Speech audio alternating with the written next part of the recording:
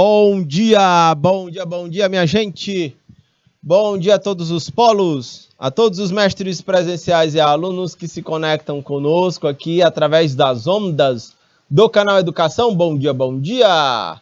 Minha gente, estamos no ar com mais uma transmissão de aulas para o curso técnico em finanças. Beleza, minha gente?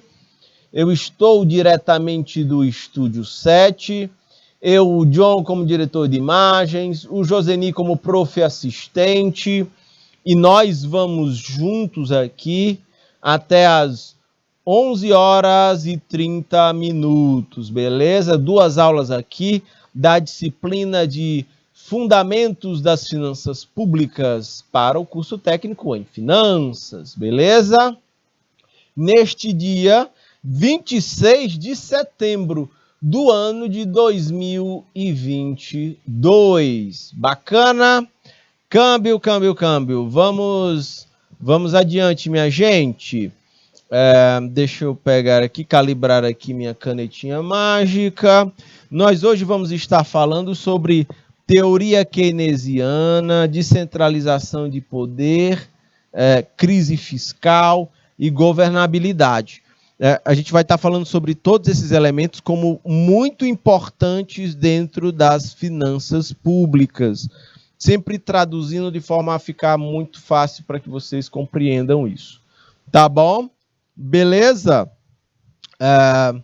Vejam só, Maria Eduarda Pereira, bom dia, Maria Eduarda, câmbio. Minha gente, fiquem à vontade, fiquem muito à vontade para compartilhar suas dúvidas, seus exemplos ou observações pelo chat. Eu estou vendo aqui no IPTV conectados conosco, o povo de Ilha Grande, bom dia, Joaquim Pires, Landry Salles, Monte Alegre do Piauí, Nova Santa Rita, Nossa Senhora de Nazaré e Rio Grande. De Joaquim Pires é o professor Chaguinha, de Nova Santa Rita é a professora Emanuela, de Landry Salles é a profa Raíssa. Ok, câmbio, beleza, minha gente? Sim ou não? Por favor, me digam aí pelo chat. Nossa Senhora do Nazaré aqui se conectando com a gente aqui também. Vamos adiante, beleza?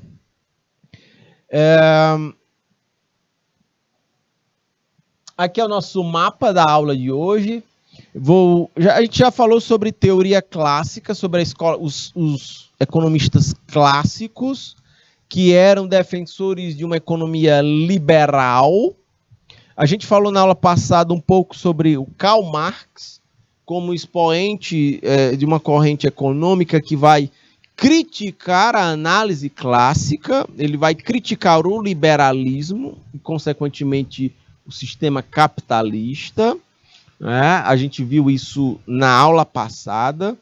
Hoje a gente segue vendo qual é a teoria do Keynes, desse economista aqui da teoria keynesiana. Ele é o John, olha aí, ele é o xará do John, né? O John Maynard, é um pontinho aqui, Keynes.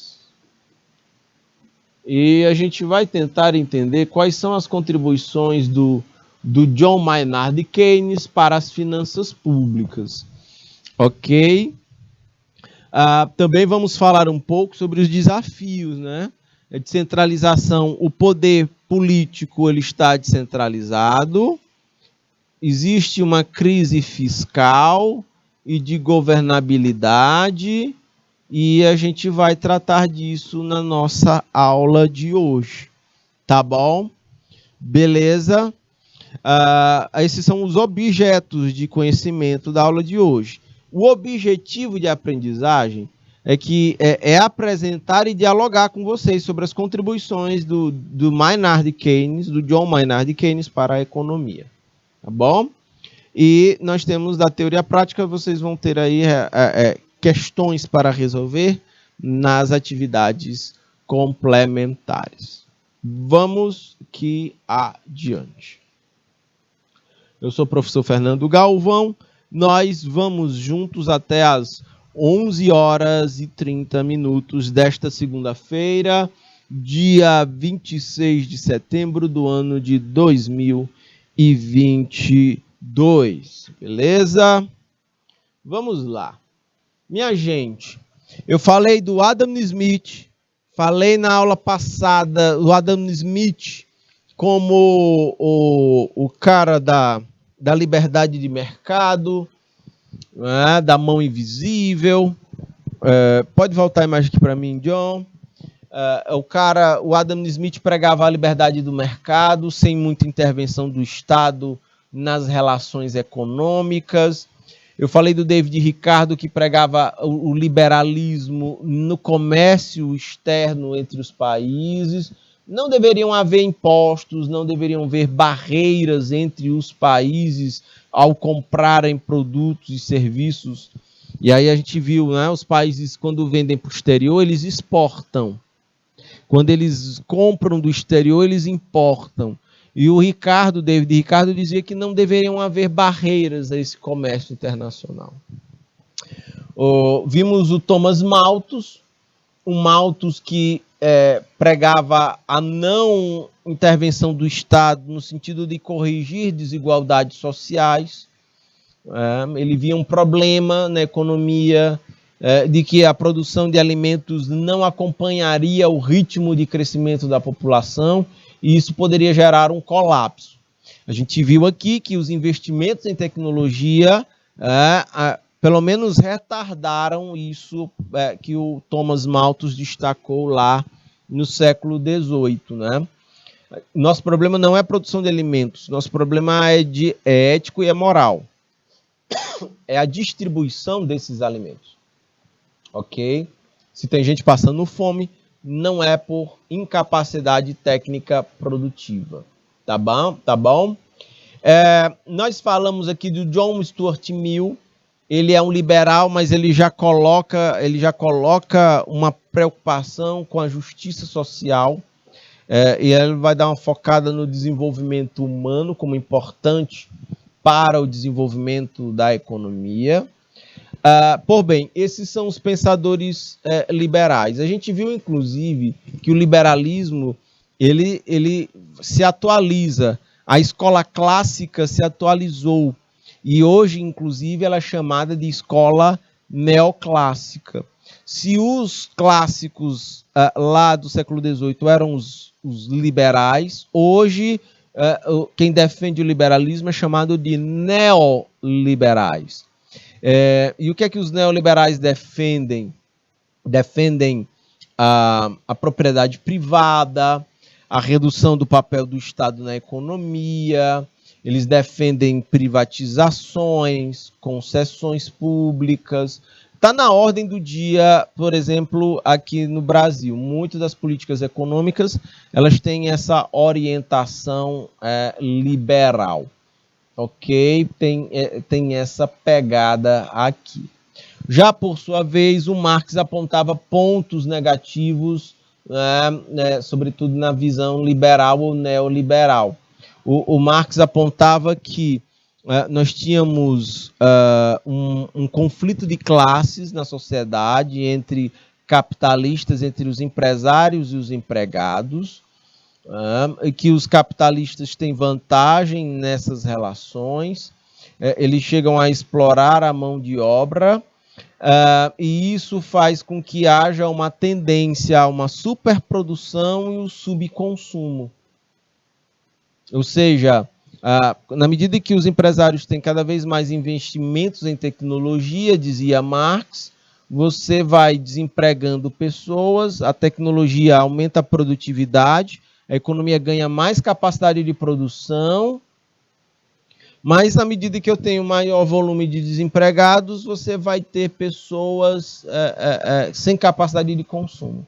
Então ele apontava que havia a tendência à superprodução e o subconsumo, e que isso geraria um problema para a atividade econômica. Você teria muita oferta de produto e pouca demanda, pouca gente disposta a comprar isso por falta de renda. Né? Então, esses eram alguns pontos que ele apontava como complicadores para o sistema capitalista. Percebam que quando a gente faz essa discussão, o que é o pano de fundo dela, meus caros futuros técnicos em finanças? Qual é o grau ótimo de participação do Estado na economia? A gente vai ver mais uma visão disso. É o Keynes. O Keynes, ele era capitalista, mas diferente dos liberais, ele prega o mercado, mas ele prega um mercado regulado pelo Estado. E é isso que nós vamos ver hoje. E como é que isso influencia nas finanças públicas. Beleza? Ok, vamos adiante, vamos aqui para o slide. Um outro economista que contribui significativamente para o desenvolvimento do pensamento econômico é o cara chamado John Maynard Keynes. Ele é lá da Inglaterra, né? E o Keynes, ele vai lá, ele começa a fazer muito... O livro mais famoso dele é Teoria Geral da Moeda, do Juro e do Emprego. Esse livro dele, ele já é bem mais recente que os liberais e que o Marx. Esse livro dele é de 1936. A obra A Teoria Geral, né? Teoria Geral. É um dos clássicos da economia. Diria, inclusive, para vocês, a teoria econômica ela tem 3 grandes clássicos. E os clássicos nunca saem de moda. Eles sempre devem ser revisitados, estudados, porque eles são estruturais. O Adam Smith é um grande clássico da economia. Os outros são também importantes. Eu falei de vários. Eu falei do Malthus, do Ricardo, do Stuart Mill. Mas o Adam Smith, ele é o grande clássico dos liberais. É o pai da economia moderna. Nós temos o Karl Marx, é um outro grande clássico que estuda a economia. E nós temos também o Keynes, é um outro grande estudioso da atividade econômica. É um outro grande clássico. Esses são os 3 maiores clássicos da atividade econômica. Aí abaixo nós temos os vários outros estudiosos que deram também as suas contribuições. Mas é porque o impacto da origem da riqueza das nações, do Smith, o Capital, escrito pelo Marx, e a Teoria Geral, escrita pelo Keynes, são livros assim, que a partir deles vocês têm influências sobre vários outros autores da economia. Essa é a ideia. Por isso que esses são os 3 grandes clássicos, e eles são importantes para a gente entender as finanças públicas, meus caros futuros técnicos em finanças, tá bom? Beleza? Bom dia, povo de Nova Santa Rita. Câmbio, falando aqui pelo chat do IPTV. Tem mais polos conectados conosco. Eu tenho aqui Ilha Grande, Joaquim Pires, Landry Salles, Monte Alegre, Nova Santa Rita, Nossa Senhora de Nazaré, Rio Grande do Piauí. São os polos que se conectam conosco. Fiquem à vontade, minha gente. Fiquem muito à vontade para compartilhar suas dúvidas, exemplos ou observações aqui pelo chat, tá bom? Então, continuando aqui no Keynes, as ideias centrais dele romperam com a tradição neoclássica liberal. Ou seja, você tem os liberais pregando a liberdade dos mercados. Eu disse na aula passada que o Marx ele batia nessa tecla, ele batia na teoria liberal, só que o Keynes dizia que o capitalismo iria entrar em colapso e isso abriria espaço, abriria uma janela para uma nova forma de organização econômica, que seria o socialismo e consequentemente, o comunismo. O Keynes, ele também bate na teoria liberal, mas o Keynes ele é um capitalista. Então, ele prega um capitalismo reformado. ok? Ele não prega a ruptura, ele não diz que o capitalismo vai deixar de existir para surgir uma nova forma de organização econômica. Ele rompe com a tradição liberal, mas ele continua sendo capitalista. Ele só diz que, na verdade, o capitalismo ideal ele tem que ter um Estado forte e regulador da atividade econômica. Essa é a ideia que é a contribuição do Keynes para a economia e para as finanças públicas. Vejam, ele defendia um programa de ação governamental para a promoção do pleno emprego. Vejam como isso aqui é diferente os liberais pregavam, era a redução do tamanho do Estado na economia. O Keynes prega um programa de ação governamental. Ele dizia que o Estado tinha que induzir a economia a gerar o pleno emprego. Olhem como são visões diferentes. Isso vai afetar as finanças públicas.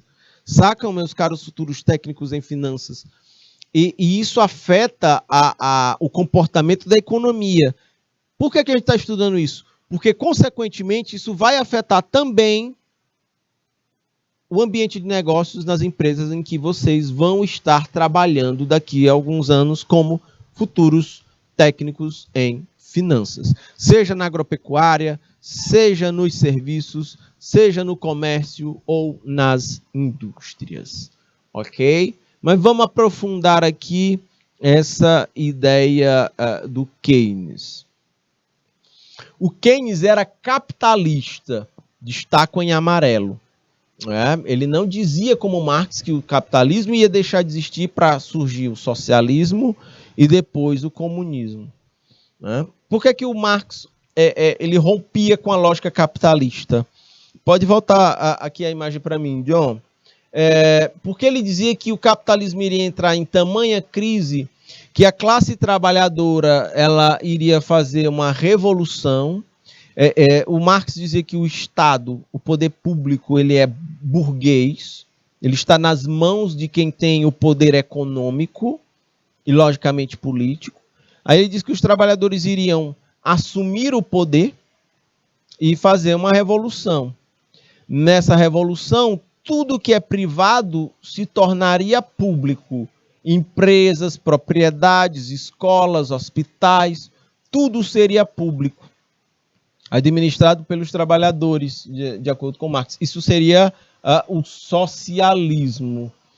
Mas ele dizia que, com o tempo, as classes sociais iriam deixar de existir, a propriedade deixaria de existir e o próprio Estado deixaria de existir. Aí o socialismo se transformaria em comunismo. Seria uma outra forma de organização da sociedade, sem classe social, sem Estado, sem propriedade privada. As decisões seriam de ordem coletiva. As pessoas coletivamente iriam decidir como a sociedade deveria se organizar. Essa era a ideia que rodava no pensamento do Marx. O Keynes já diz que, de fato, o capitalismo e o liberalismo tendem a gerar crises. Só que aí o Keynes, como é capitalista, ele diz assim, não, o Estado tem que entrar e contornar as crises geradas pelo capitalismo. Ele não pregava o fim, ele não dizia que o capitalismo iria deixar de existir. Ele dizia que o Estado tinha que intervir para evitar as crises capitalistas. Né? E aí ele prega uma maior participação do Estado na economia, diferente dos liberais. Pode ampliar o slide todo aí na tela, John, por favor. Olhem só. Ele não defendia a liberdade dos mercados. Ele acreditava que essa liberdade, que o Adam Smith falava, né, deixar e fazer, deixar e passar, né, esse princípio liberal, ele dizia que uma liberdade de mercado muito grande gera distorções. E essas distorções poderiam se transformar em crise. Por isso que ele era contra essa história de deixar o mercado livre, fazer o que quiser. Não era essa a ideia que estava por trás do Keynes. Dessa forma, do jeito que o Keynes pensa, o Estado tinha que intervir na economia para corrigir as distorções. Os liberais acreditavam que, se deixado livre, o próprio mercado se regularia. O próprio mercado resolveria umas crises. O Keynes já dizia, não, o mercado não vai resolver as crises, o Estado precisa intervir para evitá-las, para contorná-las. Aí eu coloco um exemplo disso. O que é que o Keynes diz? Que, se deixado livre, o que é que os mercados tendem a formar? Monopólios e oligopólios. Ou seja, poucas empresas dominando o mercado e explorando os seus consumidores. Ele diz que, se deixado livre, é assim que o mercado funciona. E prejudicaria os consumidores. Para evitar isso, o Estado tem que intervir na economia. É muito interessante essas questões. E a gente pode dar muitos exemplos de como isso funciona. Volta aqui para mim, John, por favor. Por exemplo, a gente tem o mercado de combustíveis.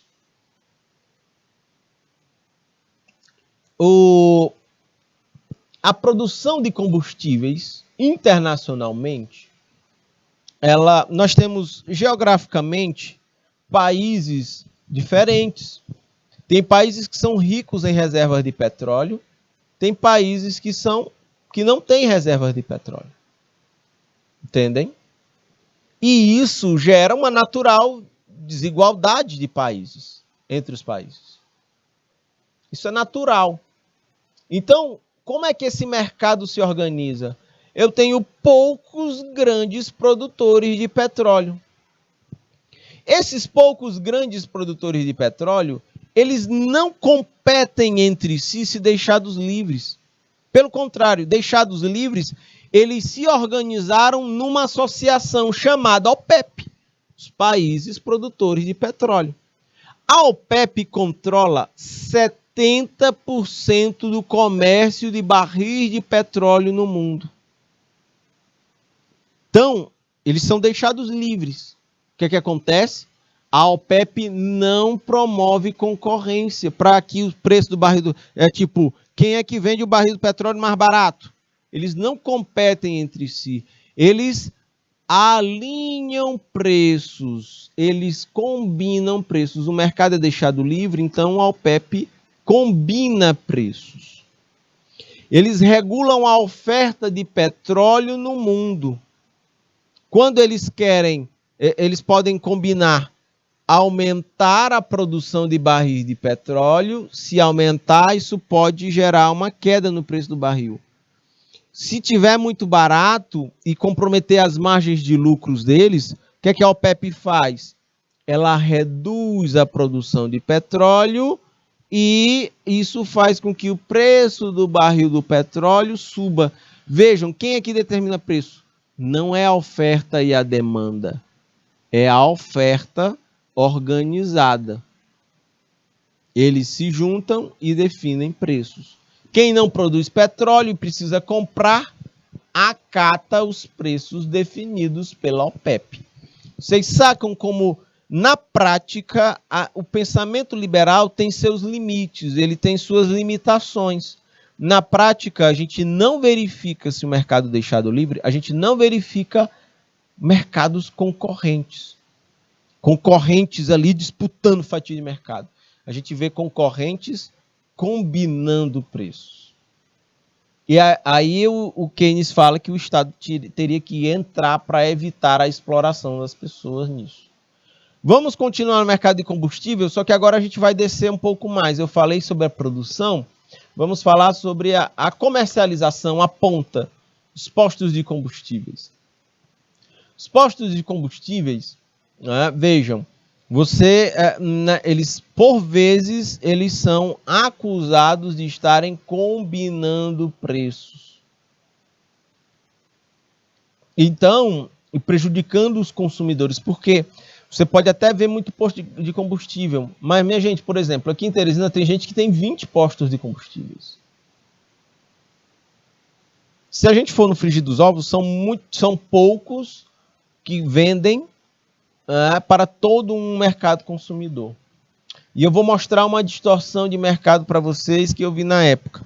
Me lembro demais. O pessoal da Clube, a TV Clube me chamou para dar uma entrevista falando sobre o aumento dos preços dos combustíveis aqui em Teresina. Minha gente, a Rússia estava invadindo a Ucrânia de madrugada. De tarde, os postos de combustível em Teresina estavam aumentando os preços. O mercado deixado livre, ele tende a funcionar de forma distorcida, em benefício de quem vende, em prejuízo de quem compra.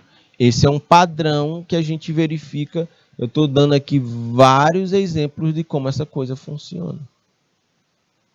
E é por isso que o Adam Smith, o Keynes pregava aí essa intervenção do Estado, fiscalização, porque os postos vendem tão caros combustíveis e ainda tem posto que vende combustível adulterado e vende caro, entendem? Então, são essas as coisas que a gente precisa botar na mesa de análise. Sacam? Essa era a tese que o Keynes dizia. Então, o Estado tem que intervir mesmo, não é? Porque senão as pessoas vão se prejudicar no mercado de consumo. Pode botar o slide todo aí na tela, John. O propósito maior, de acordo com a teoria do Keynes, era que nós tivéssemos o propósito maior é o pleno emprego. Então, o governo teria que intervir na economia, principalmente estimulando o consumo das famílias, aumentando os próprios gastos do governo, estimulando os investimentos privados e o comércio exterior através das exportações e das importações. Então, o Keynes pregava, esse era o grande programa de ação governamental. Ou seja, uma forte participação do Estado na economia. Se os liberais entendem que é a iniciativa privada que deve conduzir a economia, o Keynes diz que não, que é o Estado. Aí nós temos um debate de ideias. Aí é interessante. A gente tem literalmente um debate de ideias sobre qual é a forma ideal. Entendem? Esse é um ponto. É muito interessante isso. Em 2008, a gente teve... você pode até me perguntar, pode até me provocar. Diz assim, bem, prof, você falou de... pode voltar aqui para mim, John. Você falou dos liberais, você explicou como pensam os liberais, você explicou como pensam os marxistas, você está explicando agora como pensam o Keynes e os keynesianos. E aí vocês podem me perguntar, e você, prof? Como é que você se encaixa nesse contexto aí? Qual é a linha de pensamento com a qual mais você se afiniza? Qual dessas visões você olha para o mercado, é o ponto de vista sobre o qual você fundamenta a sua visão de mercado enquanto economista? Para poder estar aqui dando aula para vocês de finanças públicas. Vejam, meus caros futuros técnicos em finanças, dessas três visões de mercado, de economia, aqui eu mais me afinizo, e eu falo isso porque ao estudar a teoria e ao olhar a prática, as evidências, os dados, ao ver o que acontece no mundo, aqui eu entendo que mais se encaixa como explicativa é a teoria keynesiana. Ou seja, eu sou um keynesiano capitalista que entende que o Estado tem um papel muito importante no desenvolvimento da economia. E eu penso como Keynes que as liberdades de mercado podem gerar grandes problemas. É por isso que o Estado tem que entrar e regular tudo isso. Sacam? E vou dar um exemplo objetivo que ajuda a fundamentar essa minha forma de pensar. O mercado foi deixado livre, por exemplo, no sistema financeiro americano desde sempre. E em 2008, nós vivemos um grande colapso um grande colapso financeiro e global. A grande crise de 2008, que surgiu lá dentro dos Estados Unidos, lá no mercado de imóveis americano, e comprometeu o mundo inteiro. O que foi que causou a crise de 2008 nos Estados Unidos, que abalou o mundo inteiro? A liberdade dos mercados e a ganância dos mercados. Ela gerou a grande crise, o grande colapso de 2008. Né? O sistema financeiro, minha gente, nos Estados Unidos estava operando sem maiores regras. Eles liberaram tanto crédito para pessoas, inclusive, que não tinham capacidade de pagamento. E deixa eu explicar como é que essa mecânica funcionou. Nos Estados Unidos, eles ampliaram muito o crédito imobiliário. Ou seja, as pessoas que tinham casa, bora imaginar aqui eu, o Joseni e o John. A gente tem casa. Aí a gente pegava essa casa e hipotecava para pegar dinheiro emprestado. Dava casa em garantia. Quem era o prof que estava aqui antes de mim, John? Por favor. John, câmbio, Joseni. Quem era o prof que estava aqui comigo, ou antes de mim? O Jorge. Bora imaginar, eu, o Jorge, o John e o Joseni. Nós todos temos casas. Aí a gente está sem grana. O banco abria a linha de crédito para a gente pegar emprestado o dinheiro. Em troca, a gente botava a casa hipotecada. Caso a gente, como garantia, caso a gente não conseguisse pagar o empréstimo, a casa estava lá, dada como garantia. O que é que o John, eu, o Joseni e o Jorge fazíamos? A gente pegava essa grana e gastava no consumo. A gente ia comprar um barco, fazer outra coisa na vida. A gente não investia produtivamente essa grana. A gente usava no consumo. E a grana no consumo vai embora, ela não volta. Sacam? Aí o detalhe é que quando essa dívida ela ia vencendo, a gente fazia outra hipoteca e ia aumentando o grau de endividamento, sem aumentar a capacidade de pagamento da dívida. As linhas de crédito, elas estavam fartas e não tinham critérios, avaliação de quem é que podia receber esse crédito, de quem tinha capacidade de pagar esse crédito. Estava tão afulote, estava tão livre que estava assim. Por que é que os bancos estavam liberando crédito à torto e à direita, até para quem não tinha capacidade de pagamento? Ganância. Os bancos estavam se confiando que tinham garantias, as casas, e que eles iriam, se as pessoas deixassem de pagar, os bancos pegariam as casas e na hora de vender as casas iriam recuperar a grana.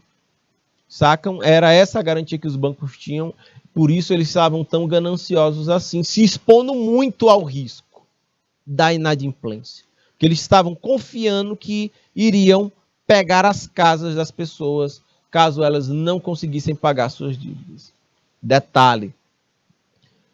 Aconteceu com o Jorge, aconteceu comigo, com o John, com o Joseni, com a Yuna, com o Gilvan, com o Assis Walter, todo mundo.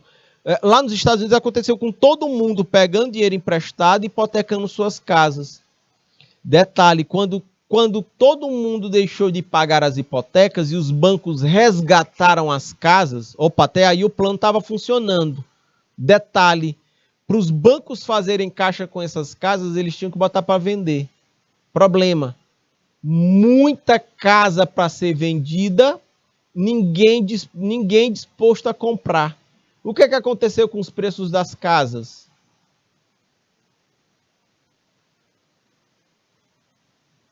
Os preços das casas despencaram. Os bancos não recuperaram a grana que eles emprestaram. E os balanços dos bancos, os balanços financeiros dos bancos, começaram a apresentar prejuízos sistêmicos. Todas as instituições financeiras bancárias começaram a operar no prejuízo. Foi aí que começou a grande crise financeira de 2008. A ganância, a liberdade de mercado não regulada. Vocês sabem quem foi que socorreu o mundo da crise de 2008?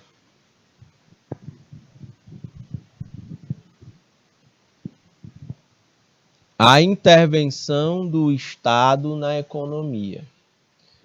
Os recursos públicos financiaram, resgataram a economia de uma crise gerada pela liberdade dos mercados. Eu estou falando do mundo inteiro. Banco Central americano, Banco Central do Japão, Banco Central da Europa, todos os bancos começaram a injetar grana na economia para tentar compensar os enormes prejuízos. Lá nos Estados Unidos, eles chegaram a comprar um banco quebrando. O banco chamado Lehman Brothers. Por quê? Porque se um banco quebra, minha gente, todos os outros bancos tendem a quebrar. É um efeito dominó. Então o mercado teve que salvar empresas falidas para evitar o pior. Então foi a intervenção do Estado na economia que salvou o mundo da crise de 2008. E se eu voltar mais atrás na história, lembrem-se da depressão econômica dos Estados Unidos em 1929. Ela aconteceu. Foram esperar que as forças de mercado tirassem a economia americana da crise. 2029 no final foi a crise. 1930, as forças de mercado não tiraram a economia americana da crise. Em 1931, as forças de mercado não tiraram a economia americana da depressão. 1932, as forças de mercado não tiraram a economia americana da crise. Somente em 1933, quando o presidente americano Franklin Delano Roosevelt, ele começa a promover uma forte intervenção do Estado na economia, é que a economia americana começa a reagir. Intervenção do Estado na economia. Porque o que é que reforça essa tese que eu estou dizendo para vocês? É que numa crise, o que é que acontece com os consumidores? Ora, se eu estou com minha renda caindo, eu não vou ampliar os meus gastos. Eu vou segurar os meus gastos. E vou para o consumo basicão. Eu vou deixar de comprar coisa cara, eu vou trocar por mais barata. Eu vou deixar de comprar coisas em quantidade, vou reduzir as quantidades. Eu vou deixar de comprar coisa de qualidade para coisas de menor qualidade. Eu vou para o modo sobrevivência. E todo mundo tende a ser assim com restrição na renda. Na crise, qual é a empresa que vai ampliar investimento? Ora, se eu não tenho mercado de consumo, o que é que as empresas fazem? Elas congelam seus planos de investimento. Isso tudo joga a crise mais profunda ainda. Qual é o único ente que pode navegar contra a maré da recessão econômica, da queda da atividade econômica? O único ente é o poder público, é o Estado. É o único que ainda consegue, na crise, injetar grana na economia e estimular a sua recuperação econômica. Foi assim em 1929, foi assim em 2008. Então, as evidências, a história, os fatos e os dados tentam nos apontar que, de fato, o poder público ele tem um papel muito importante na economia. E políticas de ordem liberal são importantes para economias já equilibradas. Uma economia que já tem infraestrutura, que tem níveis educacionais avançados, que desenvolve tecnologias, né, que tem serviços públicos de qualidade, pode se dar o luxo de aplicar políticas liberais. E funciona e dá certo. Mas, em países atrasados tecnologicamente, em países com muita desigualdade econômica, social e regional, eles precisam de mais elevados níveis de investimento. e a iniciativa privada não necessariamente tem capital para isso. Entraria aí o Estado para intervir na atividade econômica e corrigir as distorções. Sacam? Essas são as ideias que ficam em choque, né? Falando de finanças públicas. Então, você vai ver uma linha de pensamento que diz assim, não, nas finanças públicas você tem que cortar gastos públicos. Já tem uma outra visão de economia, de finanças públicas, que diz assim, não, você tem que estimular os gastos públicos. E aí vai um debate. E é um debate bom e muito interessante. Tá bom? Beleza, minha gente? Câmbio. Pode ampliar o slide todo aí na tela, John, por favor. Então, vejam. Ainda sobre a teoria do Keynes, continuando aqui, ele dizia que a intervenção do Estado precisa ser de forma permanente. Então, o Estado precisaria controlar a moeda e o crédito, né? Fazendo isso, você controla a inflação. Ele tinha que ter uma política tributária, ou seja, de cobrança de impostos, taxas e contribuições, e também de seguro social para fomentar o consumo. O Estado precisa fazer isso, né? Tributar a sociedade, captar essa grana, precisa também alimentar o consumo das famílias. Por que o Estado precisa arrecadar muito através de tributos? Para ter grana para fazer grandes obras públicas, para estimular o investimento privado e aquecer a atividade da economia. Essa era a visão do Keynes, tá bom? Minha gente, eu estou olhando aqui para o nosso relógio agora. Eu vou para um breve break. Já já eu volto e a gente continua o nosso papo mais.